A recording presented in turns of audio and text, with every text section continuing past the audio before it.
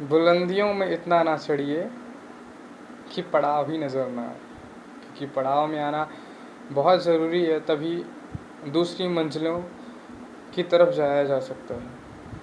Hi, my name is Adarsh Mishra and welcome to my YouTube channel. हर बात और बातें तब तक हैं जब तक हम इंसान हैं, और शमशान तब तक है जब तक इंसान है। और भी बहुत सारी चीज़ें हैं जो तभी तक हैं जब तक हम हैं। Means human being is very important on the earth. लेकिन हमें इस लॉकडाउन में समझना होगा खुद को, खुद के इम्पोर्टेंस को और खुद की ज़रूरतों को। कितना कुछ करना है समझना होगा। आज मेरा प्रश्न है कि आप आखिर हो क्या, शरीर या फिर मन? मीन्स आप जो हो तो आप क्या हो? हालांकि फिलोसफर वाला क्वेश्चन है, लेकिन हाँ, फिलोसफर बन जाते हैं तो उसमें हर्ज ही क्या है। हम खुद को समझ जाएंगे, और अगर खुद को समझ गए तो फिर हम वो कर सकते हैं जो हम सोच सकते हैं। तो ये प्रश्न है कि आप क्या हो, शरीर या फिर मन? 2 मिनट इस वीडियो को पॉज करके ज़रूर सोचिए कि आप एक बॉडी हो या फिर माइंड। ओके, चलिए तो मैं बताता हूँ। आप हो तो शरीर, लेकिन आप मन के बिना कुछ भी नहीं हो। आप उसी प्रकार हो जैसे कि एक मारुति कार और उसमें बैठा एक ड्राइवर ड्राइविंग सीट पर गाड़ी चला रहा है। हालांकि हाँ, अगर मारुति कार ही नहीं होगी तो ड्राइवर का क्या काम। लेकिन अगर मान लीजिए मारुति कार है और ड्राइवर नहीं है, तो उस मारुति कार में तो जंग लग जाने वाली है। So mind is very important on a human body. तो थिंक करिए कि इस मन को जो 24 घंटा बंदरों की तरह उछलता रहता है यहाँ वहाँ, सोने के बाद भी घोड़े की तरह सपने में आता है। ये सपने में भी चलता रहता है, हमारे सोने के बाद भी चलता रहता है। एंड ऐसा एक समय नहीं है जब ये मन रुक जाए।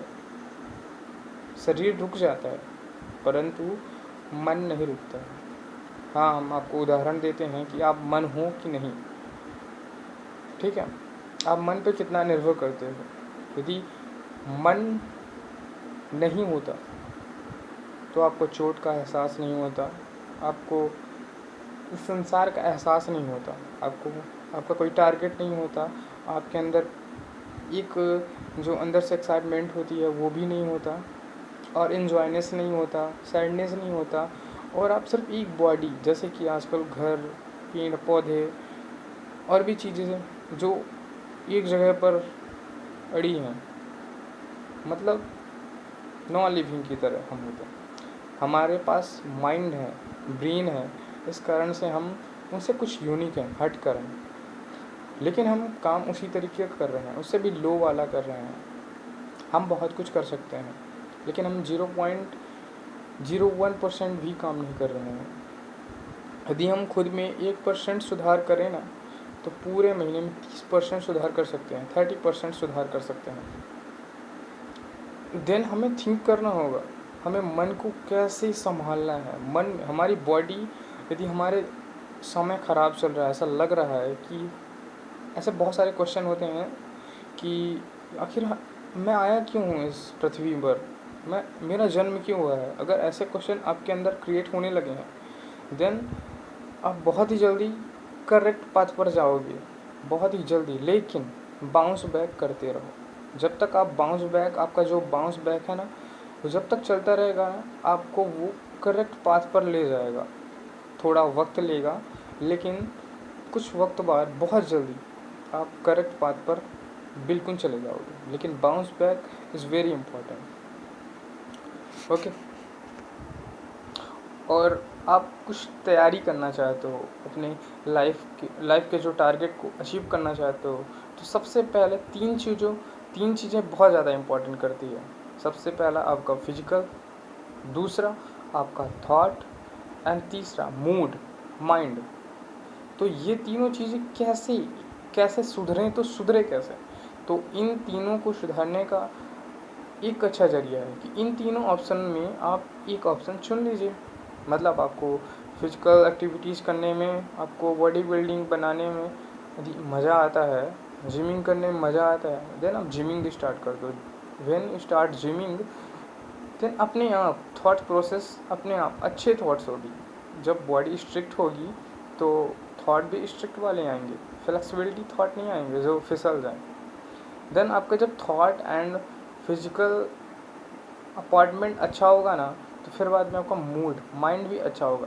और जब माइंड अच्छा हो जाएगा, तीनों चीज़, तो आप टारगेट, जो आपका टारगेट है उसके तरफ आप बहुत तेज़ी के साथ दौड़ के जाएंगे।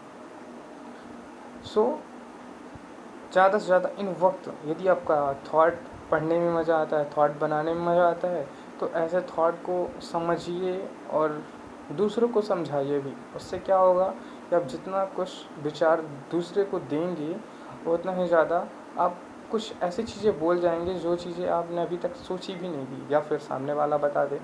तो थॉट्स प्रोड्यूस कीजिए, तो नए नए थॉट्स आपको एक्साइट करेंगे और उस थॉट के बीच में आपका मूड भी अच्छा होगा और फिजिकल एक्टिविटीज़ करने के लिए प्रेरित करेगा। सो आई होप कि मैं बहुत कुछ समझाने में सक्षम रहा हूँगा। तो कोशिश करना शुरू कीजिए। लॉकडाउन में हमारी अपॉर्चुनिटी बनती है कि हम अपने आप को समझें और अपने आप को पुशअप करें। So thank you for hearing my voice and please support me. Okay, जय हिंद, जय भारत।